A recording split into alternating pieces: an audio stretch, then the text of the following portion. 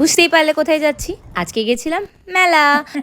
তো শাশুড়ি বৌমা মিলে সন্ধ্যাবেলায় রেডি হয়ে বেরিয়ে পড়লাম মেলা দেখতে। চলো তোমাদেরকেও নিয়ে যাচ্ছি আমাদের সাথে।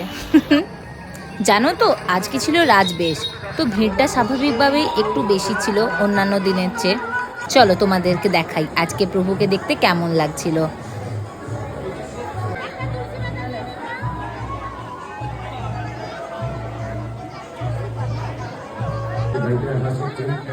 কি সুন্দর দেখতে লাগছে তাই না?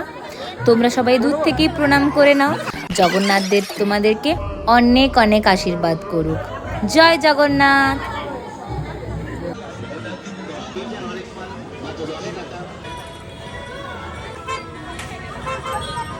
এই যে এরপর এলাম একটু মেলাটা ঘুরে দেখতে।